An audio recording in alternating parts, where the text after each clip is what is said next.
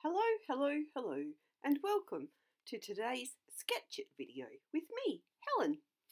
As you can see from the little intro, I found a sketch on Instagram. It was a page maps, and I thought it looked quite good, so I thought I'd give it a go. And here I am, getting my photos organised. These photos are of my stash that I purchased whilst in England. I had that silly idea that I would go to England and travel and get up to all these adventures and not actually do any crafting at all.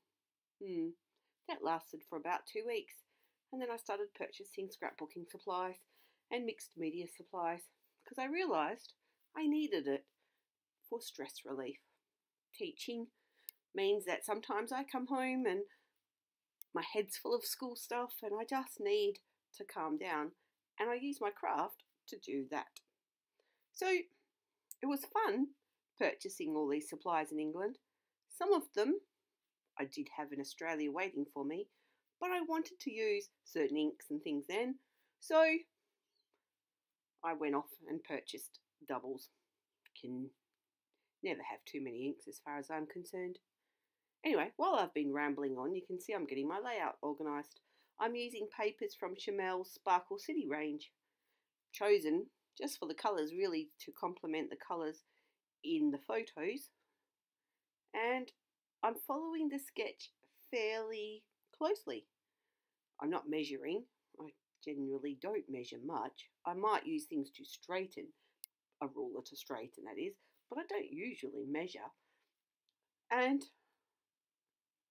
I'm just sticking as I'm going. You saw I gutted out that tealy coloured background paper because I like to matte the photos to coordinate with the outside cardstock colour, and as I only had one sheet, that's the best way of doing it. And I'm just layering up and going and sticking and not thinking too much about what I'm doing, as in I'm following the sketch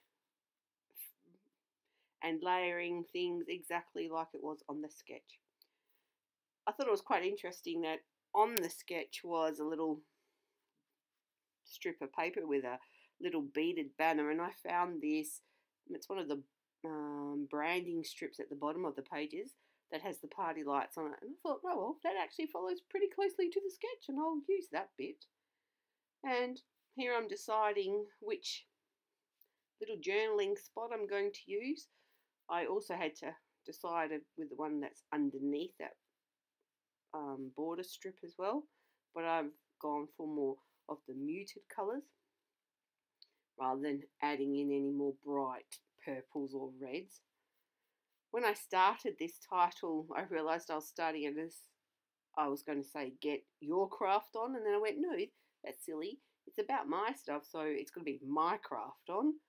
So I'm using the little letter stickers that came out of the sticker packs that Chamel does with American Crafts. It comes in a little folder and little sheets of stickers, and they're little holographic ones in this range. I think that's the right word anyway. They're not rainbow colours like they appear, they're holographic ones. Now, interestingly enough, I only purchased these supplies when I was travelling around on my holidays, so maybe 4 or 5 months ago. But I'm actually needing to stick it down, or all these little letter stickers, with a little bit of glue, and when I get to adding the other stickers and embellishments as well, because I found that the glue has worn out already, which I think is quite surprising when it's not really that old, these supplies. But anyway, as you can see, I've pulled out some more stickers here, and I'm just randomly placing any kind of stickers that I think that can go. There's no real theme or category to these stickers. The balloons, I mean, it's a bit of a celebration, I suppose, because actually crafting, and I've got supplies, but a bit of some stars, and that's about it really. Now I have to admit, this is quite a simple layout for me. Usually I have a few more techniques involved, or some mixed media involved, And as I'm finishing this one up, I'm thinking, is this actually, worthy of a video? Because I haven't really done anything other than just follow that sketch exactly. And I haven't really added my own twist to the page.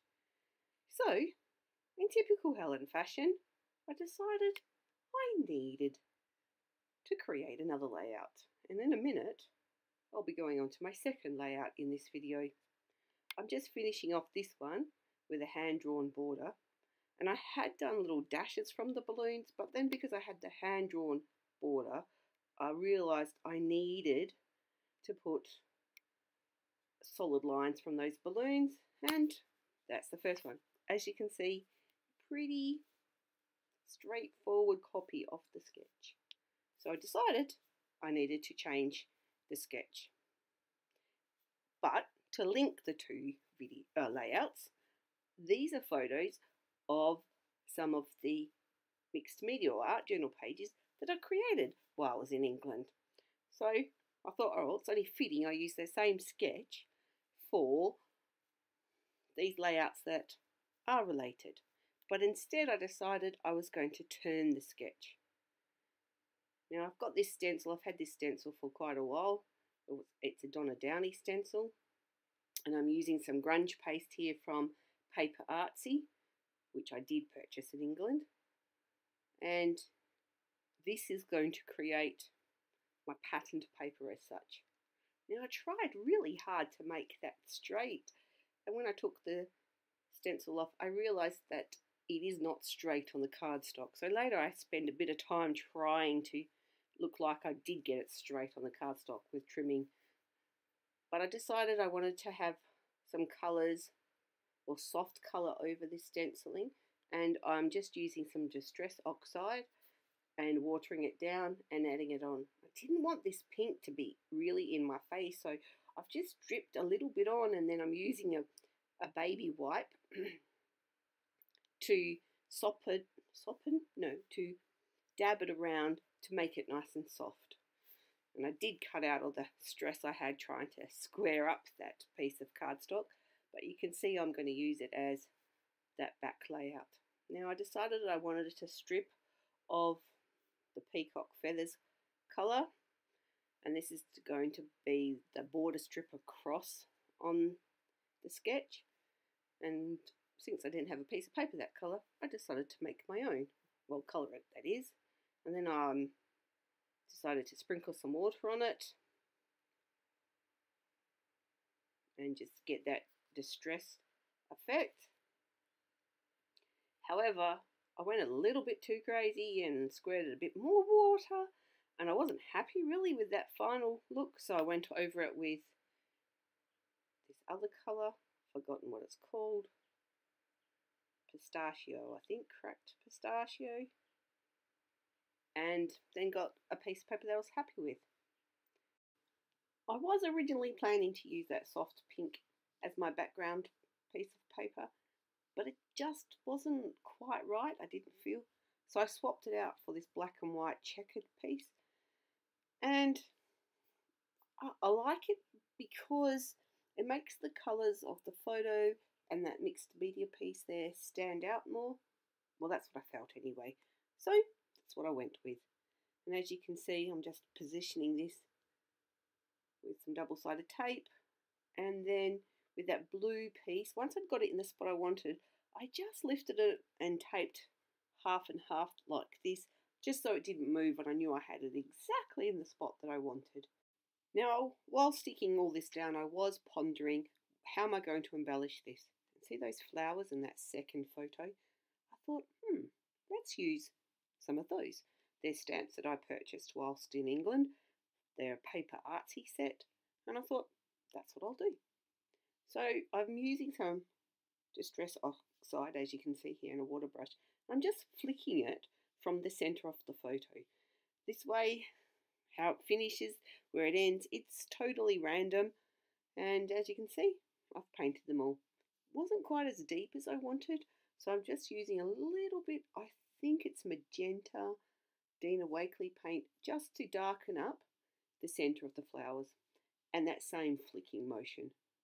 Then I decided to colour in the butterflies, and I'm just using the cracked pistachio and the peacock feathers to colour them in. And then I needed to spend quite a while cutting them all out. A trick when you are fussy cutting, don't move your hands and your wrist, just move the paper.